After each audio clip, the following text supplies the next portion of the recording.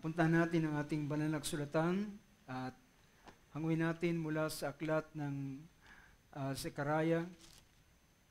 Zechariah chapter 10, verse 1. Ang verse na ito ay nagpapahayag ng ganito. Zechariah chapter 10, verse 1. Sabi rito, Ask rain from the Lord at the time of the spring rain.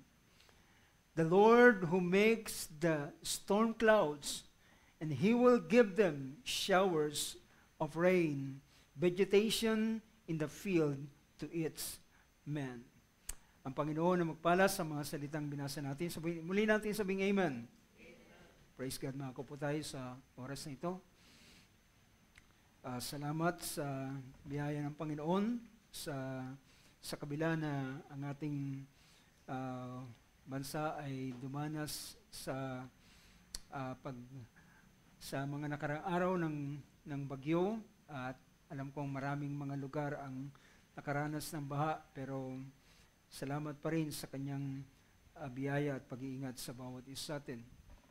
Now, sa oras na ito ay nais kong pumaraan tayo sa mga salita na ating Panginoon at share sa inyo ang isang kaisipan, at ito ay dumating kaninang umaga habang nagbubulay-bulay at habang nananalangin, ay merong isang bagay na ito na ating bibigyan ng pansin sa biyaya ng ating Panginoon. Sa oras na ito ay kamakailan ay pinag-usapan natin about the coming of the Lord. Yan sa inyo nakakaalala ng paksang yon. The coming of the Lord, at ang ating pinaka-subject matter ay patungkol sa the harvest time. Yung harvest time ay pinapakita rito na ang pagparito ng ating Panginoon ay pagpapakita ng panahon ng harvest. Ang kanyang unang pagparito ay nilarawan sa harvest. Even ang kanyang ikalawang pagparito ay pinakita rin naman ito sa isang kalalagayan sa pagtitipo at paglalarawan sa panahon ng harvest. At ang makikita natin, kahit man ang pagtatapos ng sanlibutan ay inilarawan ito sa panahon ng harvest. Diba? Kung inyo mapansin, ang pattern na ito ay makikita natin, ay nabasa natin doon sa parable ng Matthew chapter 13 about the tares and the wheat. Yung tares ay ito yung pansirang damo at napasama doon sa wheat. At sabi ng mga magsasaka, ng mga nagbubukid, ay sabi niya, bakit nagkaroon ng pansirang damo samantalang ang itinanim lamang ay ang trigo? At sabi niya, merong kaaway. Sabi nila, gusto niyo ba bunutin namin? Sabi niya, wag mong bunutin dahil baka sa pagbunot niyo ay masama ninyong mabunot ang trigo. Sabi niya, maghantay kayo hanggang sa panahon ng pag-ani. At nang ininterpret ng Panginoon ang parable ng tares and the wheat, or the wheat and the tares, ay pinakita niya na ang mga mabubuting binhi ay ang mga anak ng kaharian, mga tao sila. At ang mga pansirang damo ay mga anak ng ang kaaway na mga masasamang mga sa kanyang kalalagayan. At sabi niya, at ang harvest, sabi niya, ang harvest is the end of the age. So makikita natin ang ganitong bagay. Now, ang ating paksang pag-usapan is about, dito sa verse 1, ay ginamit ni Prophet Zechariah ang pangungusap na ito, at ito ay pag-udyok ng Panginoon sa kanila. Inudyukan siya ng Panginoon na mangusap ng ganitong bagay, at ang verse 1 ay nagsasabing, ask rain from the Lord. So yan ang nais kong bigyan ng pansin sa oras na ito. Ask rain from the Lord. Now, kung ating bibigyan ng pansin, ay makita natin na sa i-mention kanina, ang pagparito ng ating Panginoon ay nilarawan ito sa tinatawag na harvest. Ngunit, makikita natin bago ang harvest ay merong napakahalaga ang tinatawag na pagdating ng ulan. Ang ulan ay isa sa mahalagang parte sa buhay ng bayan ng Israel dahilan ang buhay nila ay nakasalalay sa mga crops. Kapag walang ulan, ay wala silang pagkain.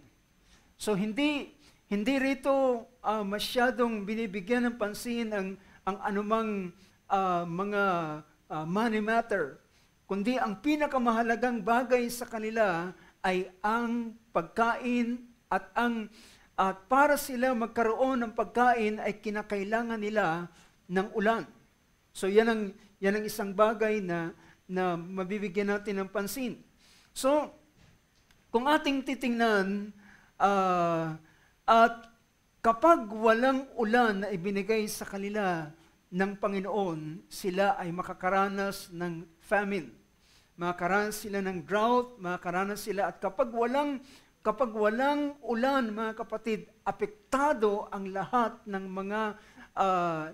ng tao sa buong bansa ng Israel. Kahit tao, hayop, lahat ay apektado sila dahilan ito ay kanilang magiging daan ng kanilang kamatayan. So kung ating bibigyan ng pansin, ang paglalarawan ng pagdating ng Panginoon at ng ulan, ito ay merong ugnayan sa isa't isa. Nais kong basahin ang ilan sa mga talata ng aklat ng James chapter 5. Sabi rito sa James chapter 5 verse 7, ginamit natin ito dati. Sabi rito, "Be patient, brethren, until the coming of the Lord. See how the farmer waits for the precious fruit of the earth. See the farmers wait for the precious fruit of the earth, being patient about it until it receives the early and the latter rain." So, makita natin dito na inuugnay ni Santiago ang pagparito ng Panginoon sa tinatawag na panahon ng harvest. At sa niya, at kagaya ng isang farmer, ay naghahantay siya ng masagana o mahalagang bunga ng lupa. So makikita natin na ang mahalagang bunga ng lupa, ito ay maipoproduce kapag merong ulan. At ang ulan na yan ay ang dalawang bahagi ng ulan na pinakamahalaga ay yung tinatawag na former and the latter rain. Yung former rain ay ito po ay ibinibigay ng Panginoon sa kanyang takdang panahon. Mamaya meron akong article na babasahin sa inyo para makita natin ang harvest sa bayan ng Israel. So merong dalawang mahalagang ulan sa kanila. The early rain, ay ito'y tinatawag na autumn rain.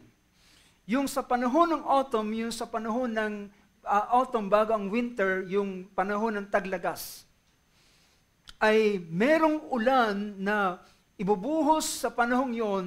Ito yung panahon na para ang lupa ay palambutin upang kanilang iplaw, upang ihanda nila ito para sa pagtatanim. Ba? At ang huling ulan naman ay binibigay bago ang harvest. So tandaan natin ang mahalagang bagay niyan. So the coming of the Lord ay pinakilala at pinakita ni Santiago na kagaya ng pag-ani at kagaya ng paghihintay ng farmers sa precious fruit of the earth. At ang precious fruit na ito ay napakahalaga sa kanya ng tinatawag na dalawang klase ng ulan, ang unang ulan at ang huling ulan. Sa Psalms chapter 65 verse 9, so una pinakita na may kinalaman ito sa coming of the Lord, sa pagparito ng Panginoon, ang harvest at ang pagbuhos ng ulan. Now, sa verse 9, sa verse 9 ay sabi rito, you visit the earth and cause it to overflow. You greatly enrich it. The stream of God is full of water. You prepare their grain, for thus your people, you prepare the earth. Now, ang ulan ay inilalarawan ito. Ang ulan ay kanina pinakita na mahalaga ito sa panahon ng harvest. At ito ay nilalarawan sa pagparito ng ating Panginoon. Ang ulan ay pinapakita rin ito na ito ay nagre-represent ng pagdalaw ng Panginoon. Pagdalaw ng Panginoon. Yung sabi riyan, you visit the earth and cause it to overflow. And you greatly enrich it. Bakit niya pinagyayaman? Dahilan sa pamamagitan ng kanyang ulan na ibinibigay, doon nagkakaroon ng maganda at masaganang ani. Diba? Doon nagkakaroon ng masagana at magandang ani. So, you greatly enrich it, the stream of God. See, the stream of God is full of water. See, pati yung stream ay mapupuno ng tubig dahilan sa kanyang ulan. And you prepare their grain. Inihahanda mo ang kanilang mga yung grain na tinutukoy dito ay para sa kanilang pagkain. So, ibig sabihin, ang ulan ay nagre-represent ito ng blessing ng Panginoon sa kanila. Diba? It represents the blessing, the visitation of the Lord. Sabi pa ng isang talata, for so you have prepared it. So ang paraan ng Panginoon para ihanda niya ang lupa para sa tinatawag na pagtatanim at sa harvest ay kinakailangan ang ulan. Yan ang pinapakita. Isaiah chapter 32 verse 15. Sabi rito ng verse 15. Sabi niyan, until the Spirit is poured out upon us from on high. So dito makikita na natin na ang ulan ay nagre-represent ng pagbuhos ng Espiritu ng Diyos. So tandaan natin yung mga puntong yan na pinapakita. So until the Spirit is poured upon us from on high, and the wilderness becomes a fertile field. So yung Espiritu ng Diyos na nilalarawan sa ulan ito ay nagbibigay ng buhay, di ba?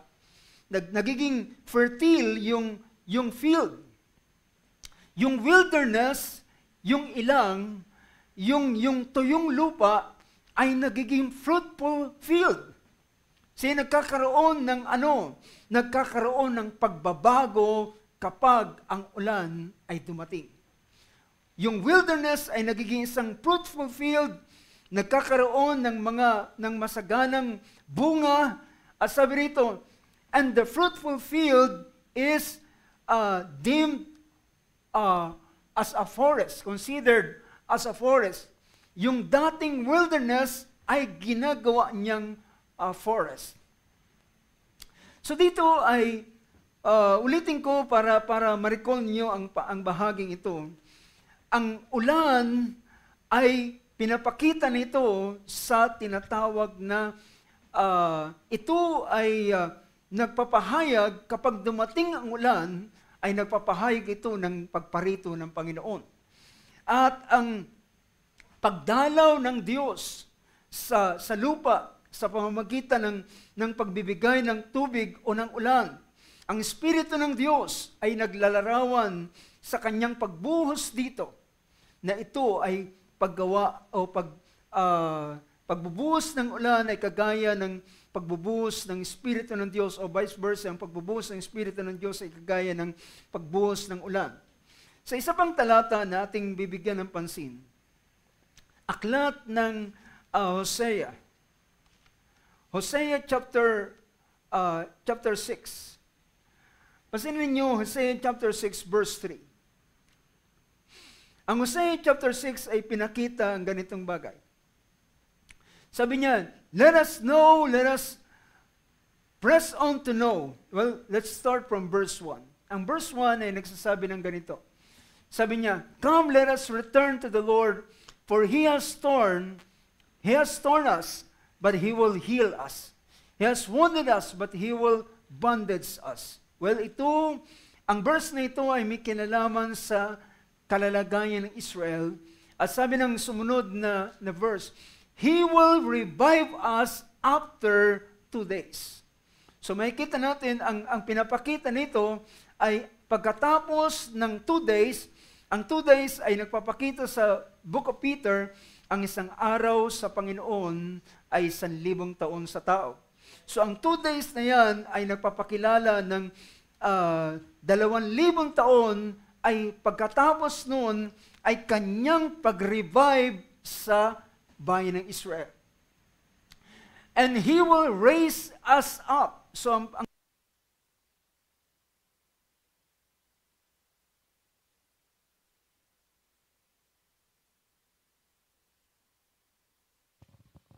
okay.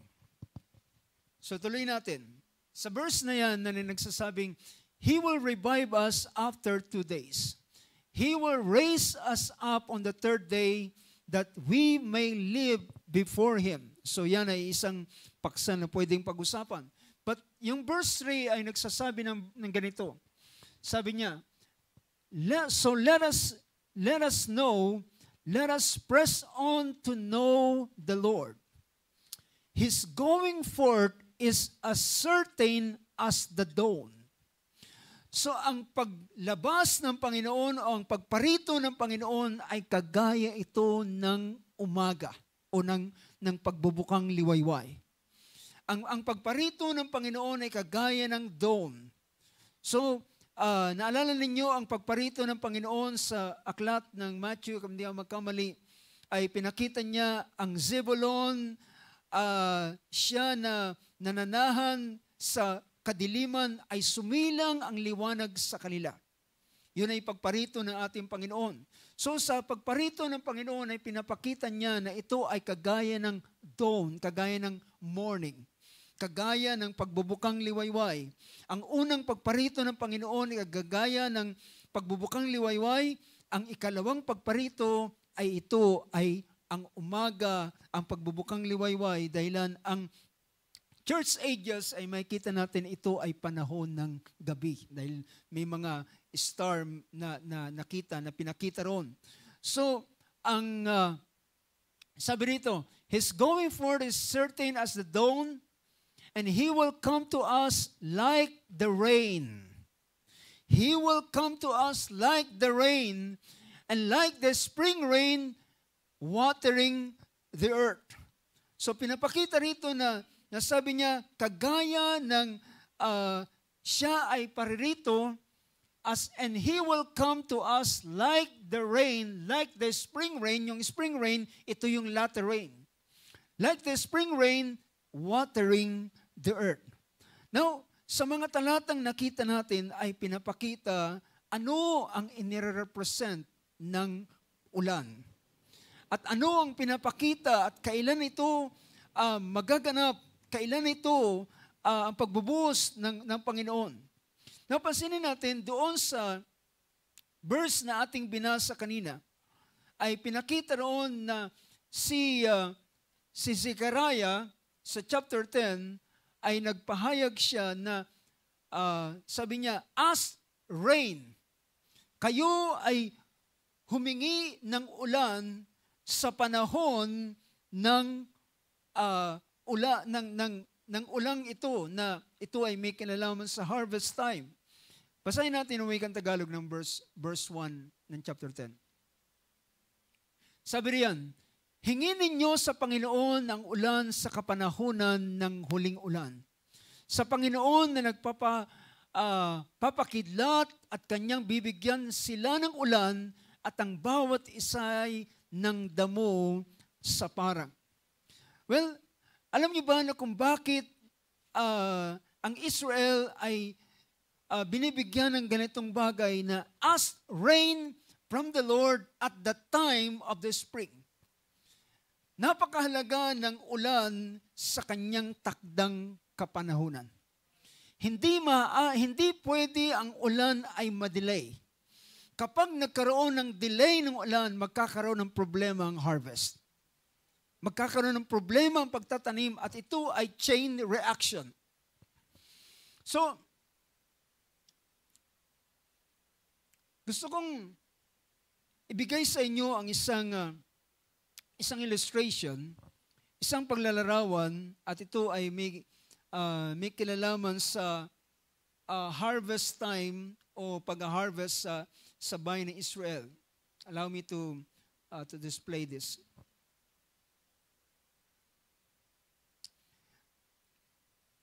Sa bahaging ito, well, medyo maliit. Mapapansin niyo dyan yung sa gawing kaliwa ay mga months. At ito ay may kinalaman sa panahon at sa yung gitna naman ay yung weather condition sa panahong yun at ang mga crops and activities sa gawing kanan. So, ang unang ulan, mapapansin niyo dyan, yung unang ulan ay nasa panahon ng September, October, sa ating equivalent sa buwan natin, ang Tisri, which is the 7th month ng kanilang sacred calendar. Ito yung panahon ng autumn. At ito yung panahon ng tinatawag na first rain, unang ulan. At ito ay panahon upang magkaroon ng plowing, yung pag-aararo ay magpapasimula. So, paglipas ng ilang panahon, yung first rain na ito ay magiging daan para palambutin yung lupa at i-prepare para siya sa tinatawag na grain planting. So, after ng 7th month, pagdating ng sumunod na buwan, ng 8th month, which is the Hesban, na equivalent to October to November sa atin, ay ito naman yung panahon ng plowing and grain planting. At magpapatuloy yan ang grain planting sa loob ng 3 buwan hanggang Kislev. At pagdating ng panahong ito, paglipas ng panahon, then aantayin nila yung pagsibol at hanggang sa panahon ng harvest. So mapapansin nyo na merong tinatawag na spring rain. Ito'y sa panahon ng ika-12 month nila, which is February and March sa atin, ay ito yung panahon ng spring rain. Ito yung latter rain na ibibigay ng Panginoon sa kanila upang pagdating ng next month, which is yung Adar is the last month ng kanilang calendar, at pagdating ng first month, yung Abib, ay magpapasimula naman yung harvest. Diba? At pagkatapos ng barley harvest, as I mentioned nung nakaraan, nauuna ang barley harvest and then sumunod naman pagdating ng sa first month ng Abib ay siyang barley harvest, at pagkatapos ng second month ay ito yung pinaka-completion ng barley harvest. Pagdating ng third month, which is the day of Pentecost, ay doon mag-i-start ang wheat harvest. Pagdating ng mga fourth month, June, July, ito ang pagtatapos at completion ng wheat harvest. Now, Ginagamit ko ang ganitong bagay para ipakita sa atin ang isa pang bahagi na gusto kong bigyan natin ng pansin. Now dito sa merong isang article na aking nabasa at gandang bigyan ng pansin ito. Sa Israel, ito'y dahilan sa kanyang, sabihin natin, ang pagdating ng ulan ay isang napakahalagang bagay sa kanila, yung pinaka-kanyang season. Sabi rito, due to its integral value in ancient society, quite bit is known about the ancient methods of farming. In biblical Israel, the act of sowing field with seed occupied the months of the year. So now, papansinin ninyo, gusto kong bigyan muna ng pansin ang Deuteronomy chapter 11 verse 13 to verse 15. Deuteronomy chapter 11 verse 13. Sabi ng verse na yan, and if you will indeed obey my commandments that I command you today, to love the Lord your God and to serve Him and with all your heart and with all your soul, sabi niya, He will give the rain for your land in its season. So that's Deuteronomy chapter 11, 13 to 15. So sabi niya, kapag inyong iibigin ang Panginoon mong Diyos ng inyong buong puso at ng inyong buong kaluluwa, sabi niya, ibibigay niya sa inyo ang ulan. Sabi niya, He will give you the rain for your land in its season, the early rain and the latter rain, that you may gather in your grain and your wine and your oil.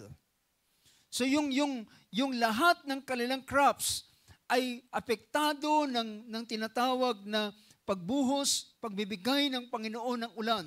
At kung ang ulan ay hindi papatak sa kanyang season, magkakaroon ng problema at ito ay chain reaction. Sabi rito, and He will give grass in your field for your livestock, and you shall eat and be full. So makikita natin dito na lahat ng pagkain ng buong Israel, kahit man ang mga hayop, ay may kinalaman ito sa pagpatak ng ulan sa kanyang season. Kapag walang ulan na pumatak, walang kakainin ang kahit ang mga hayop. Now, pansinin ninyo ang isang bahagi pa rito na gusto kong basahin.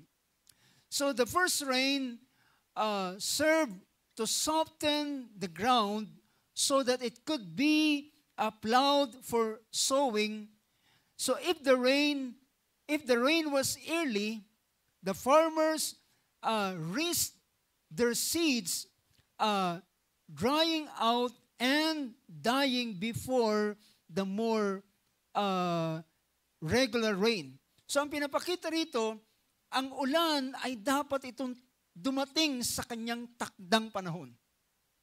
Dahilan kung siya ay magiging mas maaga, magiging daan ito para dun sa binhi ay hindi siya matuyo ng tama.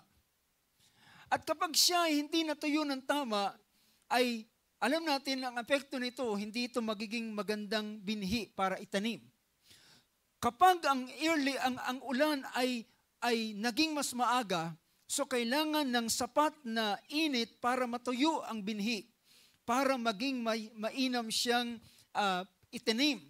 So kapag naman ang ulan ay nagdumating na late, so if the rain was too late into the season, the crops risk of having magkakaroon siya ng suliranin na hindi siya, sabi rito, the crops risk of having enough time to take before the full heat of the summer.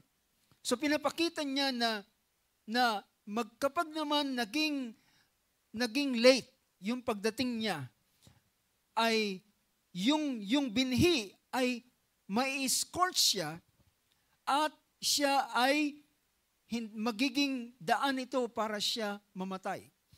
Na alam nyo, nang tinignan ko ang ganitong bagay, ay naintindihan ko yung pangyayari sa talata o sa talinghaga ng ating Panginoon sa Matthew 13. Naalala ninyo yung parable ng ating Panginoon sa Matthew 13? Yung pangyayari dito ay about the parable of the sower. Alam natin na merong 4 na kinalagyan yung binhi.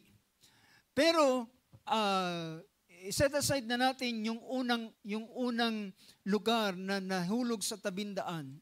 Pero yung sinabi rito na sa chapter 13, sabi rito ng verse 4, "And as he sowed, some seeds fell beside the road, and the birds came and ate them up.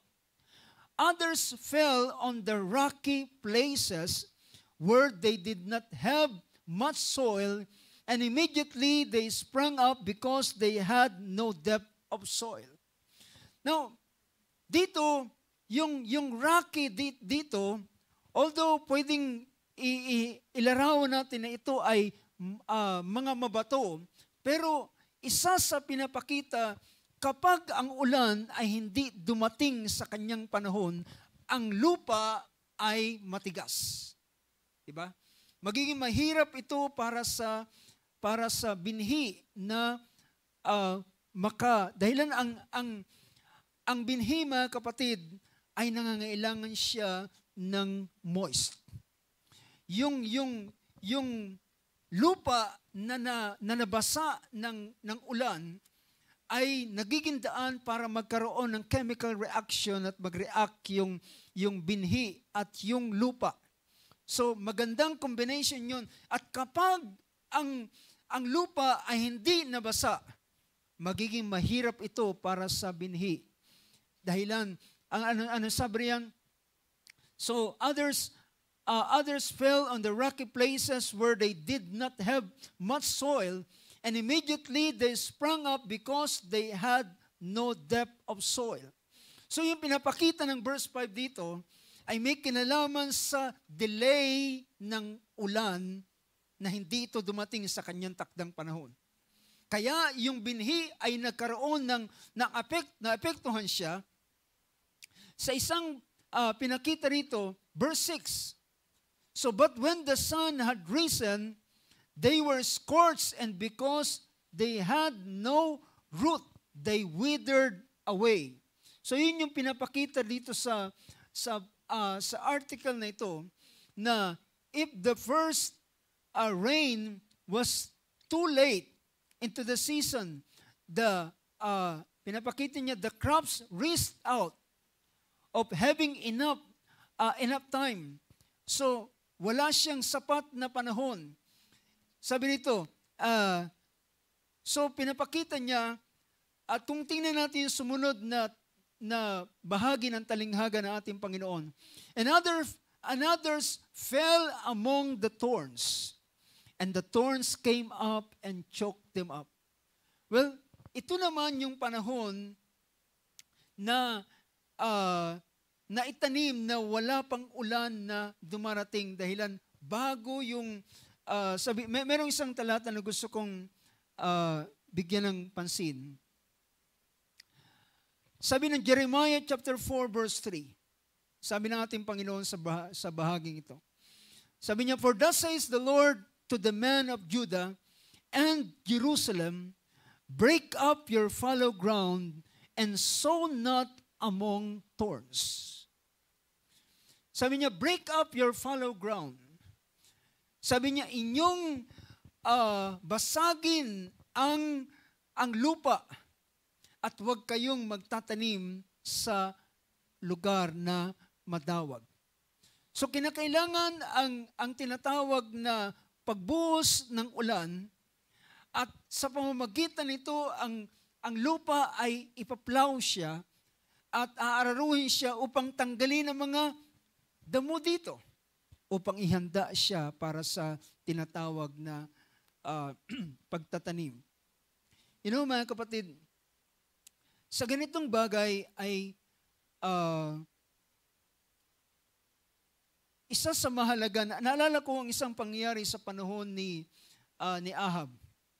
Kung niyo papansinin, sa panahon ni Ahab, dahilan sa kasalanan na nangyari sa panahon at pagsamba nila sa kay Baal, naging daan ito upang ang ulan ay hindi ibigay ng Panginoon. At inyong mapapansin doon na ang isang naging daan para ang ulan ay dumating at ma-withhold, ito'y dahilan kay Elias. Si Elias ay sinabi ng 1 King chapter 17. Tingnan natin ang verse 1 ng chapter 17 ng book of 1 King. Ang sabi niya, "Now Elijah the Tishbite, who was of the settlers of Gilead, said to Ahab, As the Lord, the God of Israel, lives before whom I stand, surely there shall be neither dew nor rain these years except by my words." Mapansin natin dito na ang pagbuhos ng ulan at ang paghinto at ang pagsara ng langit ay pinagkatiwala ng Diyos kay Elias. At ito ay mangyayari sa pamamagitan ng kanyang pagsasalita. Now, inyong pansinin mga kapatid, ang verse na ating binasa ay hinihimok niya ang Israel at hinihimok niya na ang bayan ay dumalangin sa Panginoon at humingi ng ulan sa panahon ng tinatawag na panahon ng ulan. At pinakita ko kanina, kapag nagkaroon ng delay, ay either way, ito man ay kapag na-delay sabi natin ang ulan sa unang ulan, malaking apekto ito sa tinatawag na harvest. You know, habang aking tinitingnan ng ganitong bagay, ay isa sa napakahalaga na ating dalhin ngayon ang ating mga sarili. Kung tayo ay naniniwala that we are now in this harvest time.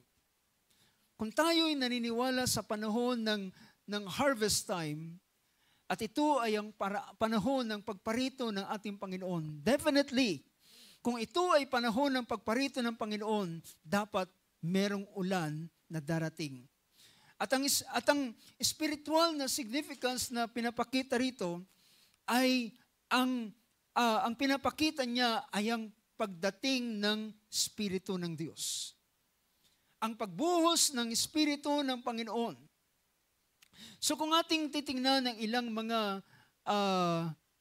mga pangungusap na binigyan natin ng diin kanina. So tingnan natin ang ilan sa pagpapahayag ng banal na kasulatan sa aklat ng 2 Samuel chapter 23 verse 4.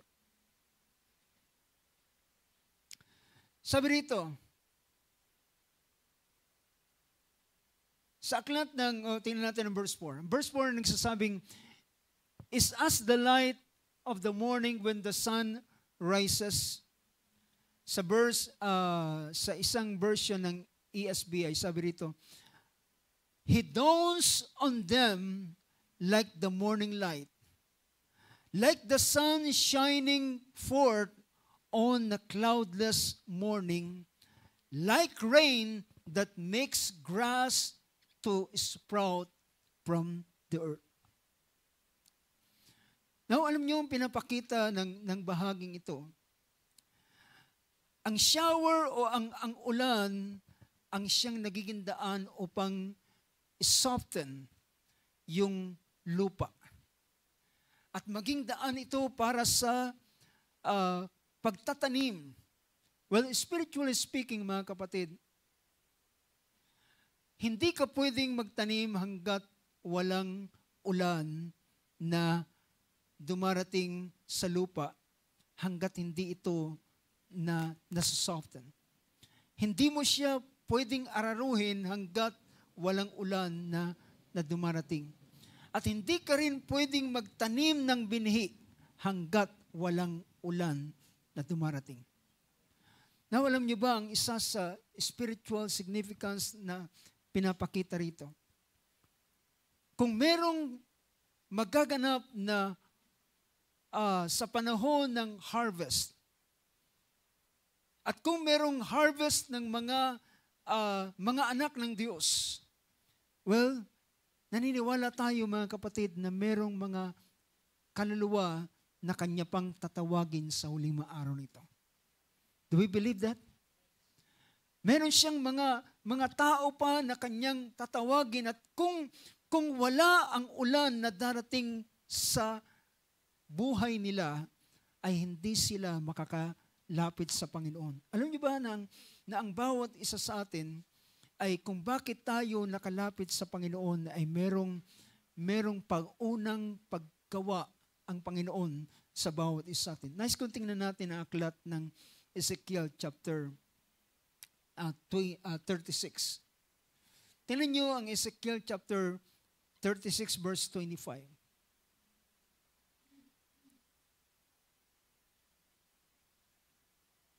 Sabi ng verse niyan, I will sprinkle clean water on you, and you shall be clean from all your uncleanness. And from all your idols I will cleanse you. So meron munang unang paggawa ang Panginoon sa buhay ng isang tao bago siya makalapit sa Panginoon. Ang tao ay likas siyang matigas. Ang tao ay, sinabi ng banal na kasulatan, ay hindi niya hinahanap ang Panginoon. Ang Book of Romans ay nagsasabi na walang humahanap sa Panginoon, wala kahit isa, at walang matuwid sa harapan ng Panginoon. So, ang kanyang kalalagayan, kung siya ay hindi ang Panginoon magbubuhos ng ulan, ay walang bagay, magiging daan upang ang tao ay makalapit sa Panginoon. Kaya yung verse na ito ay pinakita, I will sprinkle clean water on you, and you will be clean, and I will cleanse you from all your filthiness and from all your idols. Moreover, I will give you a new heart and put a new spirit within you, and I will remove the heart of stone from your flesh and give you a heart of flesh. Alam niyo mga kapatid, merong pangako ang banal na kasulatan na tinatawag na pagbuhos ng ulan na magkasabay sa isang panahon. Pansinin ninyo ang isang tinutukoy na aklat ng Joel chapter 2. Sa Joel chapter 2 verse 23. Sabi ng verse 23, So rejoice, O sons of Zion, and be glad in the Lord your God, for He has given you the early rain for your vindication.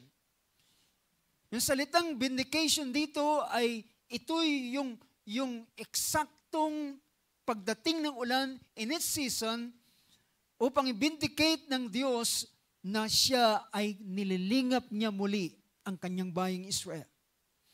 So rejoice, O Zion, and be glad in the Lord your God, for He has given you the early rain for your vindication, and He has poured down for you the rain, the early rain and the latter rain as before.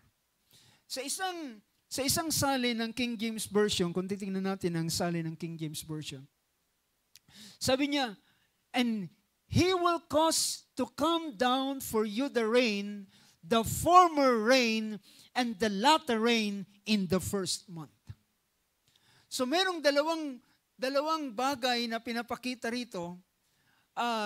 It's either ito ay pagbuhos na magkasabay, o ang isa namang version ay pinapakita na ito ay gagawin niya na kagaya ng dati. Ang paggawa ng Diyos na kagaya ng dati.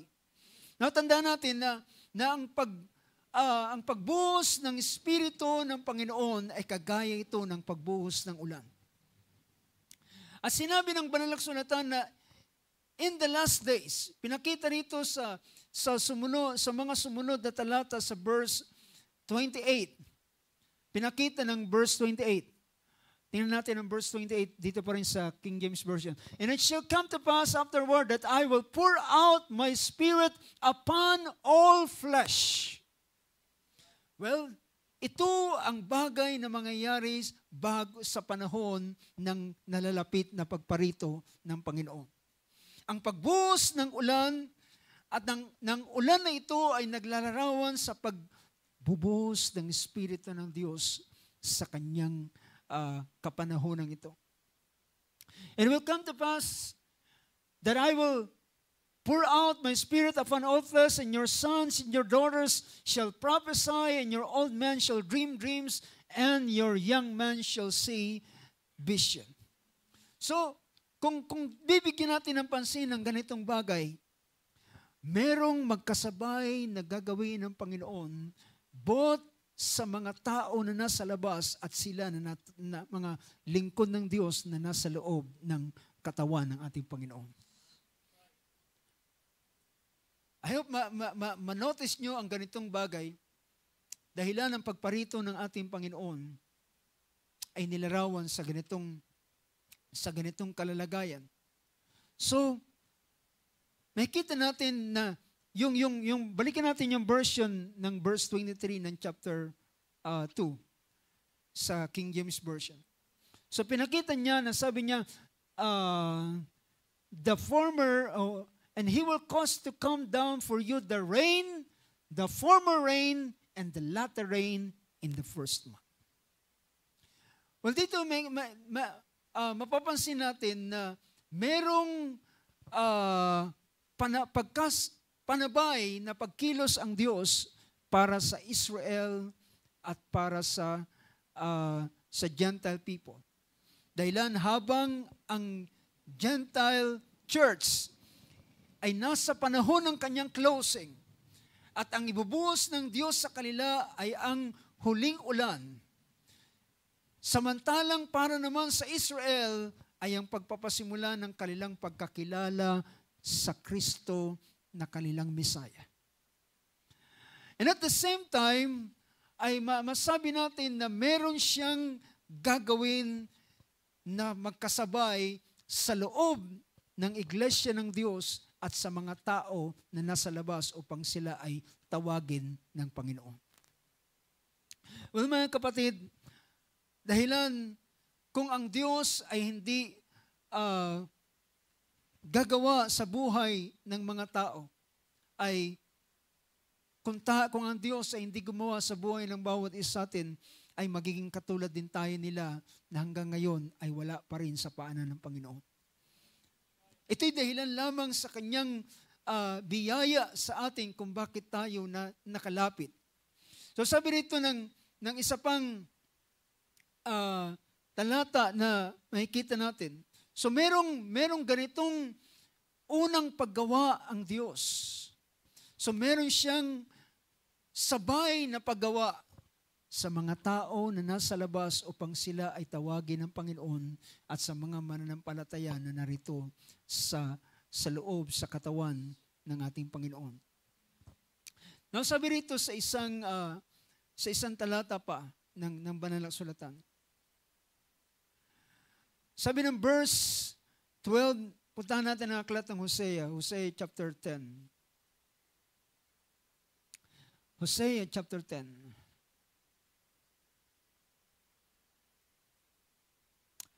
Sa verse 12, in chapter 10 ng book of Hosea. Sow with a view to righteousness. Sa ESV version, sow for yourselves righteousness and reap steadfast love. Break up your fallow ground, for it is the time to seek the Lord, that He may come and rain righteousness upon you.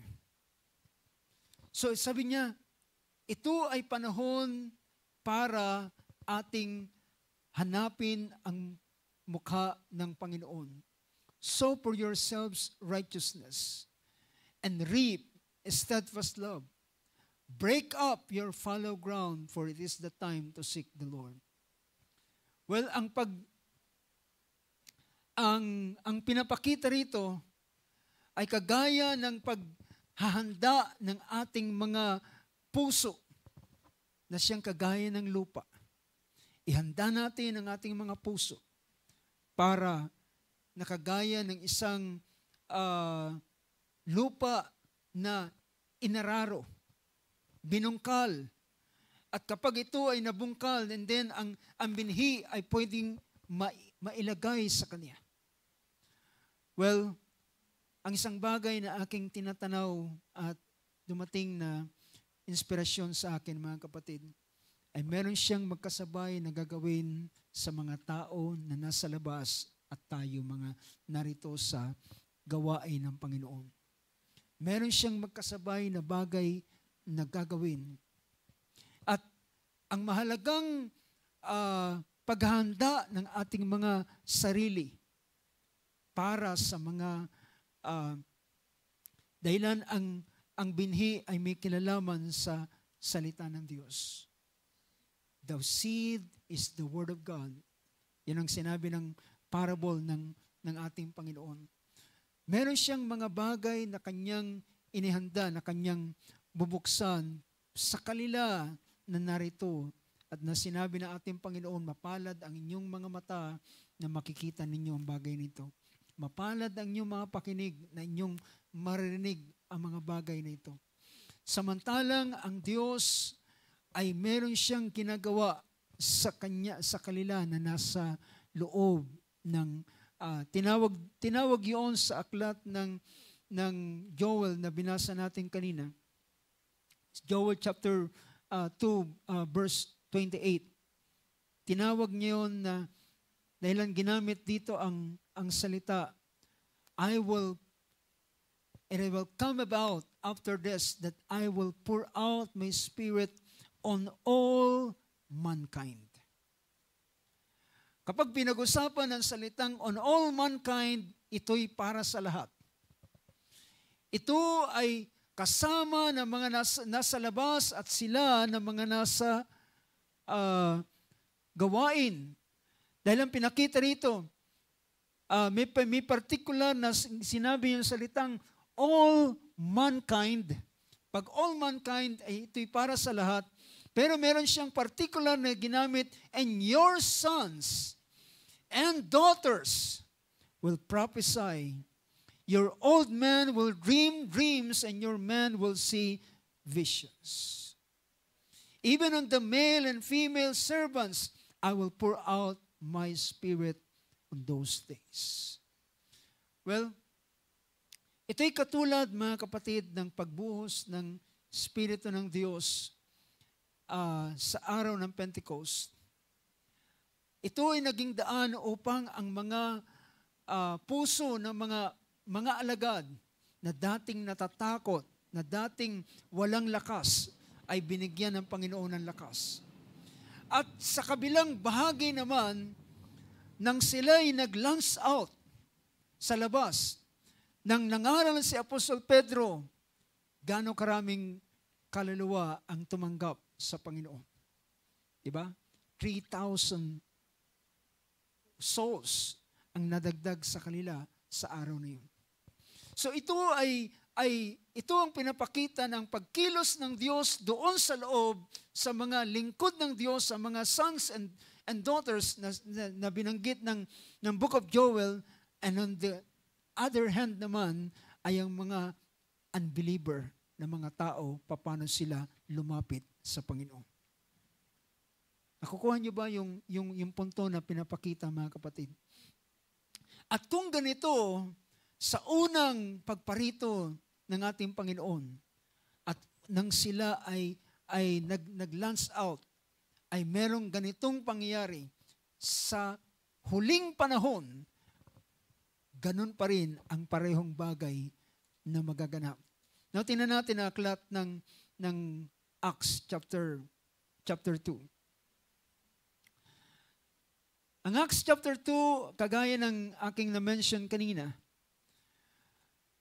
pagkatapos na sila ay tumanggap ng Espiritu sa araw ng Pentecost, nang dumating ang pinaka-araw ng Pentecost, pansinin ninyo yung illustration na ating ginamit kanina, na ang panahon ng harvest ng wheat ay sa panahon ng Pentecost. So nang dumating ang araw ng Pentecost, ay lahat sila ay naroon sa isang lugar. Sabi rito, when the day of Pentecost had come, they were all together in one place, and suddenly there came from heaven a noise like a violent rushing wind, and filled the whole house where they were sitting. And there appeared to them tongues as of fire, distributing themselves, and they rested in each one of them. And they were all filled with the Holy Spirit, and began to speak with other tongues as the Spirit was giving them utterance. So, ito yung nangyayari sa mga nasa loob. Kaya nang si Pedro ay kanyang ibigay ang kanyang defense, kung ano ang nangyayari sa kanyang ano nangyayari sa kanila, ay sabi ng mga tao ay sila ay mga lasing ng bagong alak. Ang sabi ni Pedro nang siya ay mangaral, sabi niya, hindi sila mga lasing ng bagong alak. Verse 15, for these men are not drunk as you suppose, for it is only the 3rd hour of the day. But this is what was spoken of through the prophet Joel.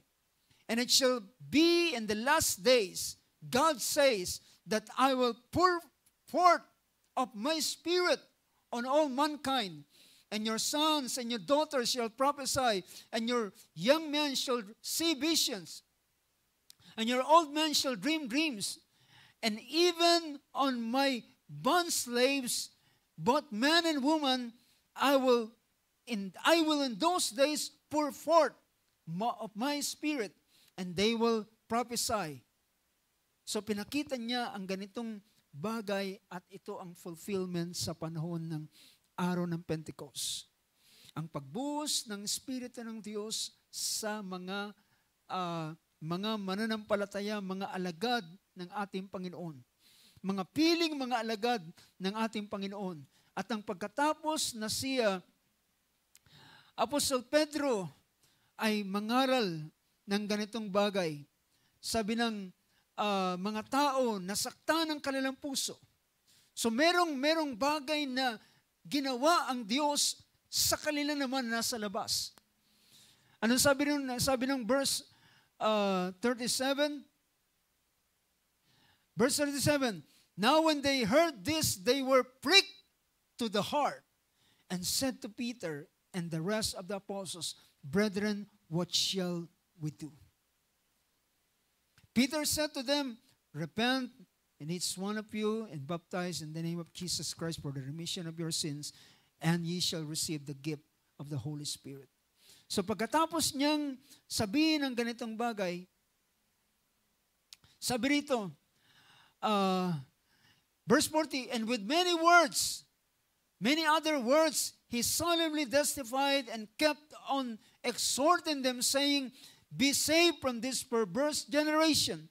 So then those who had received his word were baptized, and that day were added about 3,000 souls. Well, mga kapatid, ang pagbuhos ng ulan sa unang panahon, sa unang iglesia nang siya'y ipananganak, kasabay ang kanyang pagbuhos ng kanyang espiritu sa labas din naman upang sila ay makalapit sa Panginoon. Nakukuha niyo ba yung bahaging ito, mga kapatid? At ito ang larawan na pinapakita. Itong larawan na pinapakita ng ibuhos ng Diyos ang espiritu niya na naglalarawan ito ng unang ulan. Ang unang ulan at ito ay ang pagtatanim, di ba? Ang unang ulan ay magiging daan para makapagtanim ng binhi. Para makapagtanim ng binhi. Kaya habang kanina tinitingnan ko ang ganitong bagay, my prayer is, sabi ko, Lord, ibuhos mo ang ulan kapwa sa amin na nasa loob at sa kanila na nasa labas. And definitely, mga kapatid, ito ay pangako ng Panginoon. It is a promise. It is a promise dahil sabi niya, I will pour out my spirit upon all flesh in the last days. Ang nangyaring ito sa araw ng Pentecost ay pagbubuhos ng unang ulan para magtanim ng binhi. At yun na nakita natin ang unang ang pagtatanim ng binhi ay sa mga taong ito upang bago sa panahon naman ng ikalawang ng pagparito ng ating Panginoon ay merong tinatawag na harvest. Ito ay ang pagkuha niya ng mga itinanim na mga tao. Well, I can say, mga kapatid, let us prepare ourselves.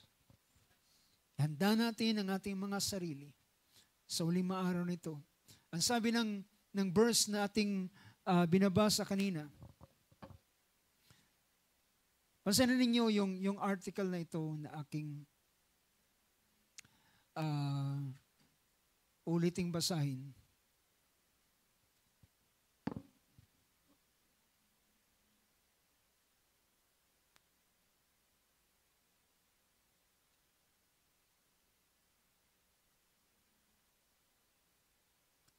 Gusto ko lang muling bigyan ng pansin yung bahaging ito.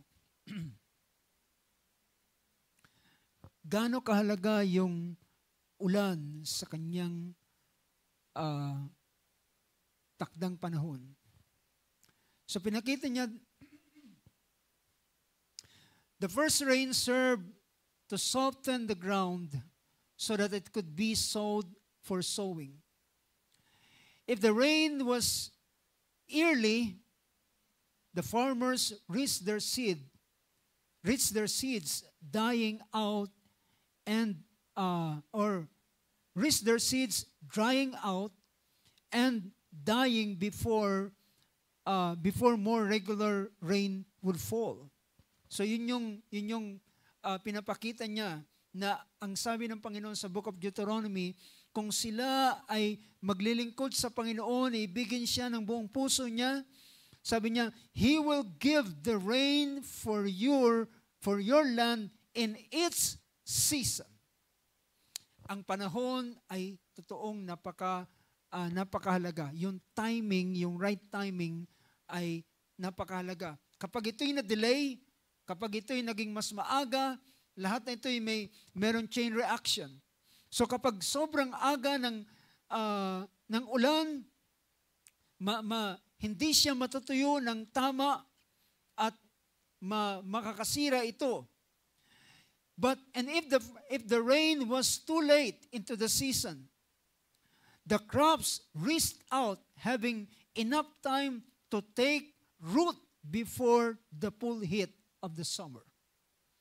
So kapag ang ulan ay na-delay, yung binhi ay naitinanim ay magiging makakaapekto ito na hindi siya magkaroon ng malalim na ugat.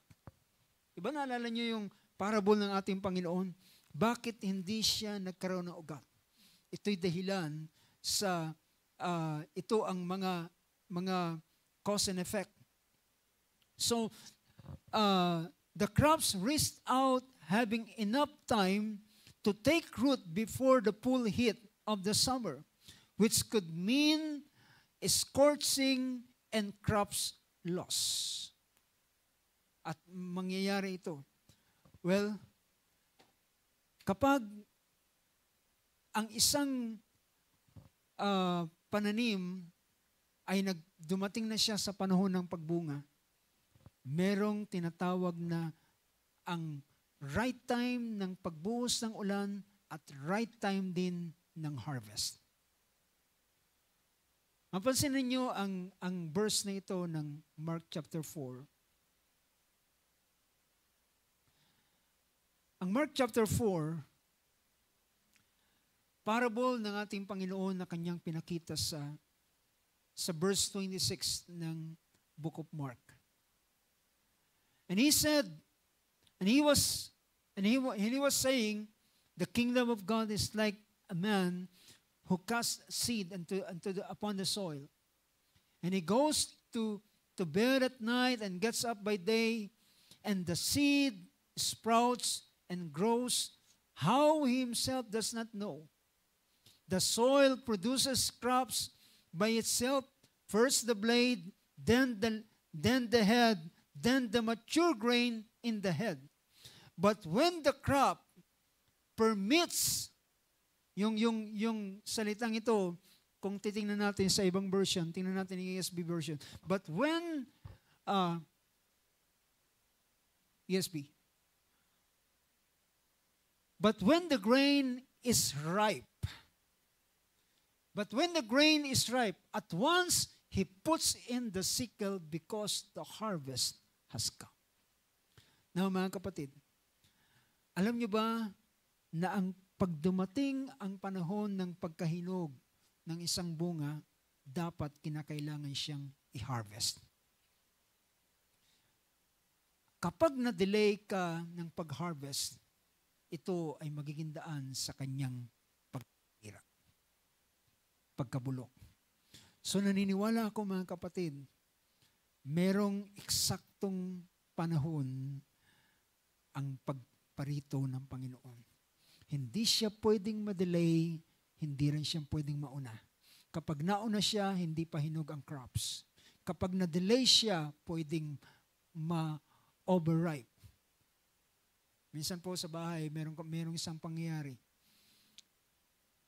Pinapakuha sa akin yung isang papaya doon sa likod. Ang problema, naging masyadong busy. Nung akmana ng panahon na aking kukunin, hindi ko na siya pwedeng mapakinabangan pa. Overripe na siya at halos nabubulok na. Habang tinitingnan ko ang ganitong bagay, merong takdang panahon ang ulan, meron din takdang panahon ang harvest. At dito ang pahayag ng Panginoon sa bayan ng Israel at pwede nating gamitin yung verse na ito at iwanan natin ang ganitong mensahe sa puso ng bawat isa. Muli sa Zechariah chapter 10, verse 1. Sabi ron, ask rain from the Lord at the time of the spring rain. Ang spring rain na ito na sinasabi ni Zechariah ito ay latter rain. Ito yung spring rain, ito yung rain for the harvest. Ito yung ulan para sa harvest. Napakahiwaga mga kapatid na ang Diyos ay dinisenyo niya ang ganitong bagay sa crops na kinakailangan niya ng ulan para sa kanyang pagkahinog. At ang huling ulan ay magiging isang sign na ang harvest ay parating na. Now mga kapatid, nais kong himuking kayo, kagaya ng sinabi ni Sikaria, ask rain from the Lord.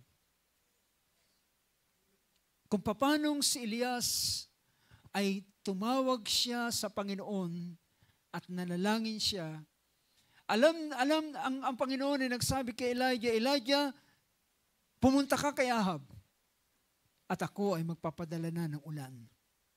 Pumunta siya kay Ahab at nagpahayag siya na ang Diyos ay magpapadala na ng ulan. Sa kabila na yun, alam nyo, ibinigay ng Diyos kay Elijah ang karapatan na tumawag ng ulan. Sabi niya, walang ulan, walang hamog na papatak sa lupa hanggat hindi ko tinatawag.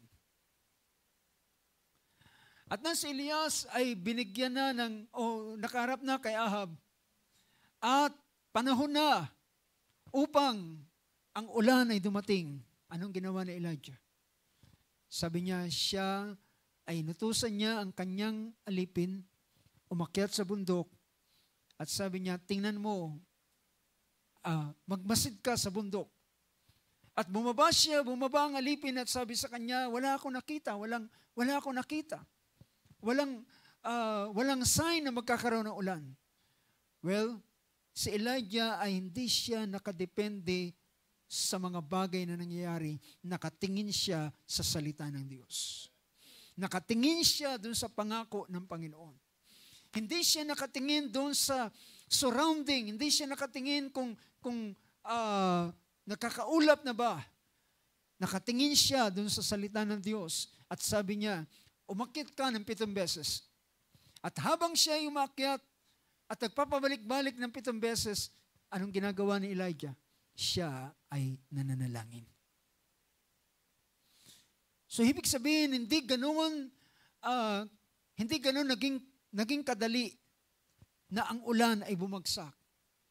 Although, binigyan siya ng karapatan na sa kanyang pagtawag, pero siya ay nanalangin habang ang alipin niya ay nag-aakyat manaog doon sa bundok. At gaano ito katagal? Yung 7 times na kanyang pabalik-balik, gaano ito katagal na ang kanyang pananalangin sa Panginoon para ang ulan ay dumating. Alam niyo, sabi ng James chapter 5, sabi dito ng James chapter 5,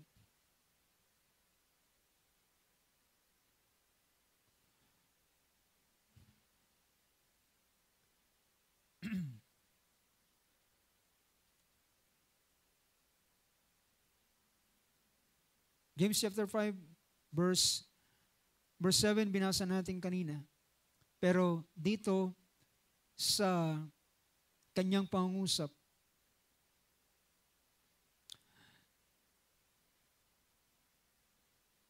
pinakita niya muna ni Santiago ang verse 16, na sabi niya, the effective prayer of a righteous man accomplishes much.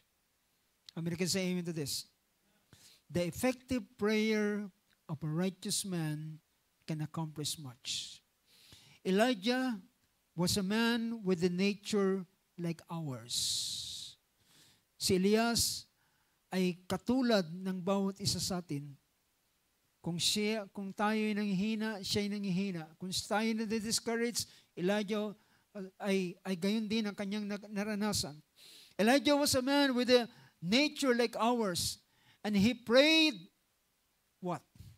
He prayed earnestly that it would not rain, and it did not rain on the earth for 3 years and 6 months.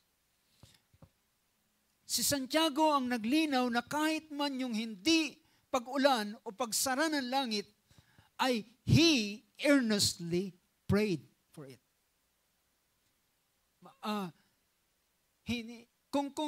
kung sa panahong ito ay ilang beses din siyang nanalangin bago ang langit ay nasarahan.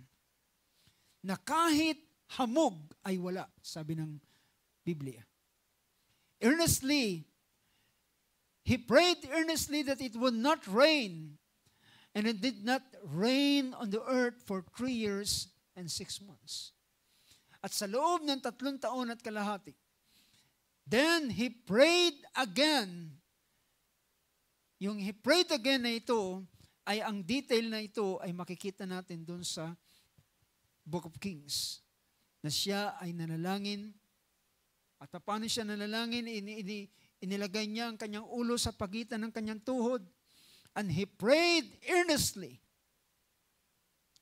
At gaano katagal bago ang ulan ay dumating.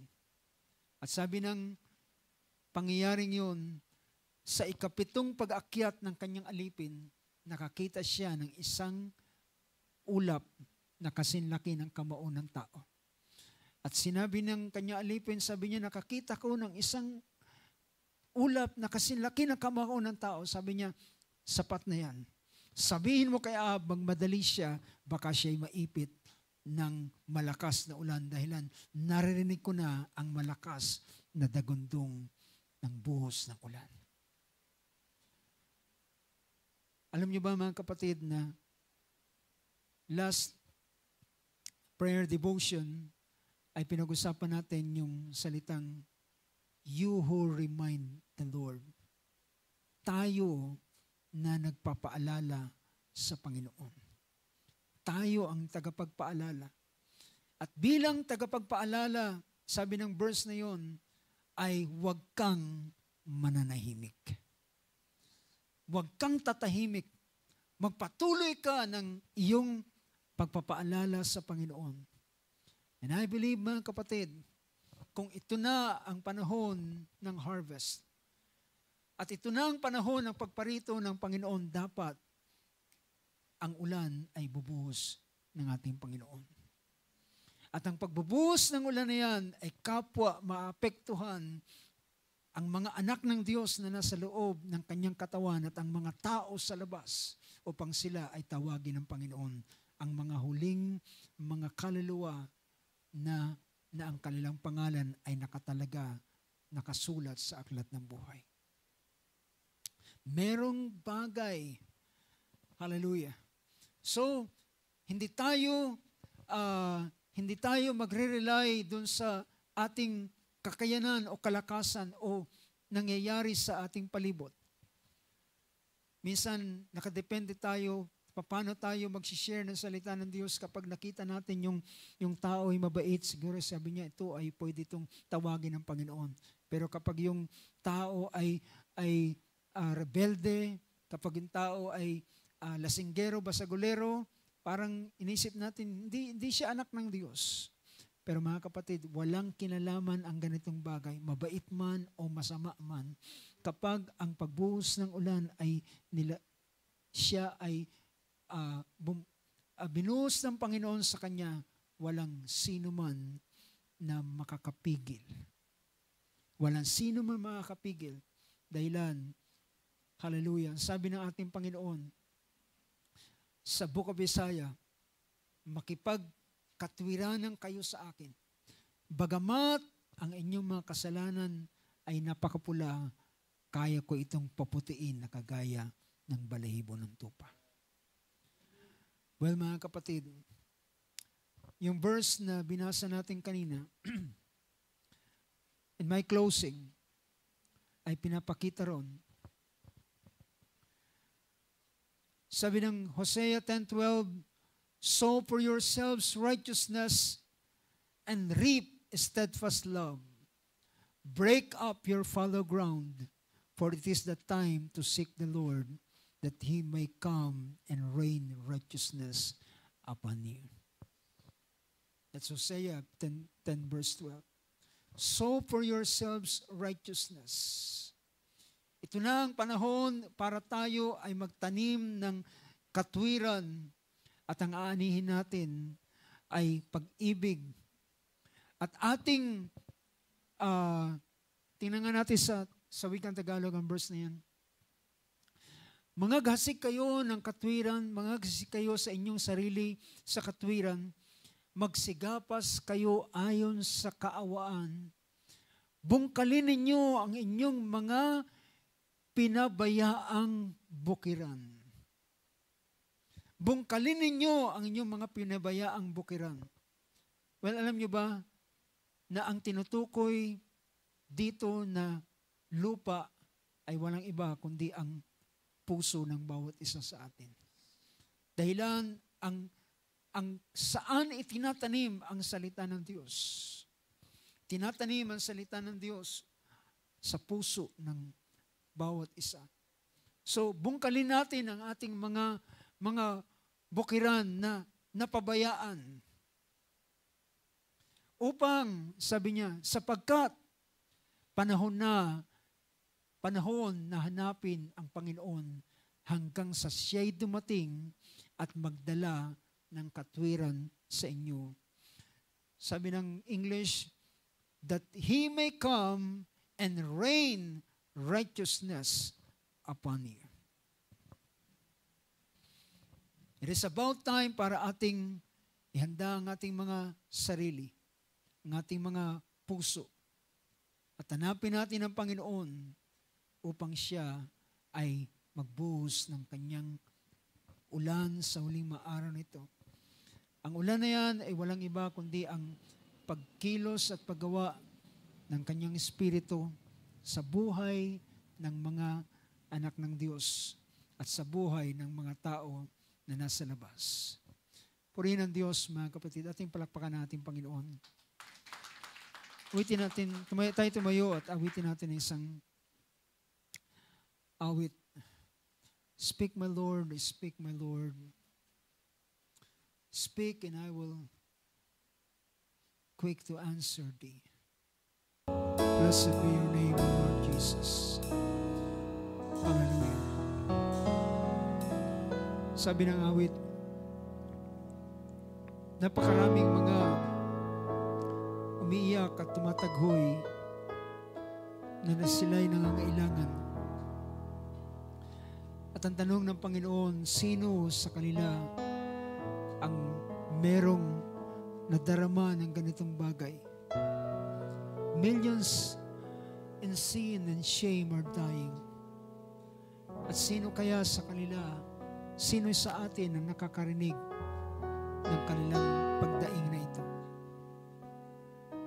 At kung ang Panginoon ay mangungusap kagaya kay Isaiah, sabi niya, sino ang aking susuguin? But brothers and sisters, it was after Isaiah experienced the coals of fire na inilagay ng anghel sa kanyang dila. Matapos siya, dahil habang kanyang narinig ang tinig na yun, at habang siya ay nakatayo sa presensya ng Diyos, kanyang na-realize, he is not worthy. Sabi niya sa aba ko, sapagkat ako'y nananahan, sa aba ko na ako'y may maruming dila, at ako'y nananahan sa mga tao na may maruming labi at maruming dila. Ngunit merong isang anghel na kumuha ng baga ng apoy mula doon sa altar ng Panginoon, at lumipad at pumunta kay Isaiah at nilalagay ang coals of fire na yun sa kanyang dila, sa kanyang bibig. At sabi niya, ngayon ikaw ay nilinis na. At nang siya ay nilinis na ng Panginoon ay nagtanong, sino ang aking susuguin? Siya'y sumigaw, here I am, send me. Well, mga kapatid, bago maabot ng Diyos ang mga tao sa labas, meron muna siyang gagawin sa bawat isa na nasa loob. Ang ulan na kanyang ibubuhos na kapwa maapektuhan ng nasa labas at nasa loob. Ngunit kinakailangan ng bawat isa sa atin na narito, hallelujah, ay handa natin ang ating mga sarili. Linisin ang ating mga dila, ang mga bibig. Ihanda natin ang ating mga puso upang siya ay magbuhos ng kanyang ulan. At sa panahong iyon, mga kapatid, sa panahong ito, tayo ang mga tatawag para ang ulan ay dumating. Tayo ngayon ang mga Elijah, tayo ngayon ang mga anak ng Diyos na siyang tatawag sa ulan ng Panginoon at mananalangin at sabihin, Lord, send your rain. Panginoon, magsugo ka ng iyong ulan. Panginoon, ipadala mo ang iyong ulan. At huwag tayong mananahimik. Tayo ngayon ang magre-remind sa Panginoon. Do not be silent. Let's remind the Lord. Huwag tayong manahimik kagaya sa panahon ng bayan ng Israel, nang alam na nila na dumating na ang panahon ng kanilang deliverance. Dumating na ang panahon ng kanilang pag-alis doon dahil sinabi ng Panginoon, dadalawin ko sila in the fourth generation. And they know surely na ang ikaapat na sali ng lahi ay dumating na sa panahon yun. At kung yun na ang panahon nang sila ay dumalangin sa Panginoon, hindi sila binigo ng Panginoon. Oh, blessed be the name of Jesus. Tulungan tayo ng Panginoon. I believe and we believe na ito na ang panahon, mga kapatid. At kung ito na ang panahon, it is about time to ask the Lord for the rain. Hallelujah. Praise God. Tayo dumulog sa panalangin. Dakilang Diyos, sa oras na ito, Panginoon, ang unang bagay na aming nais na dalhin sa iyo, Lord, ay ang aming mga buhay, Panginoon, ang aming mga puso, ang aming mga pagkatao sa iyong harapan, O Lord God.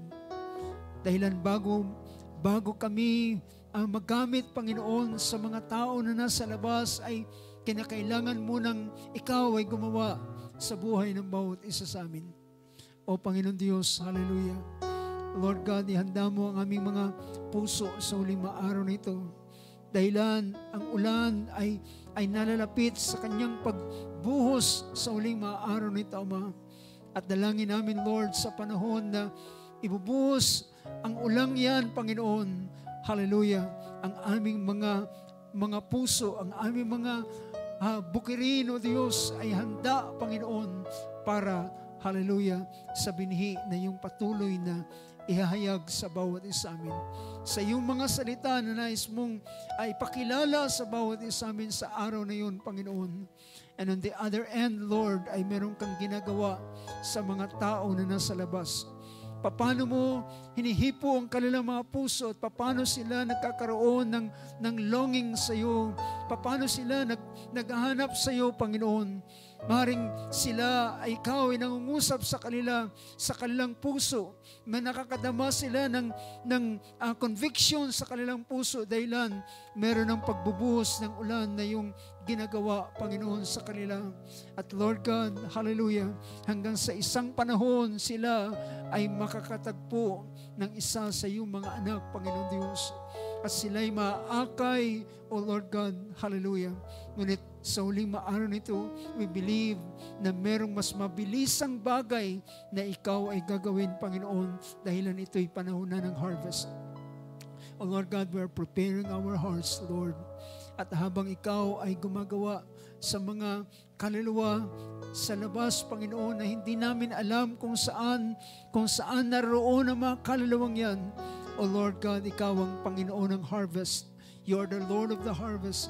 Will you guide us, Lord God, papunta sa mga lugar na doon ay isasagawa mong harvest, Panginoon. O Lord Jesus, hallelujah.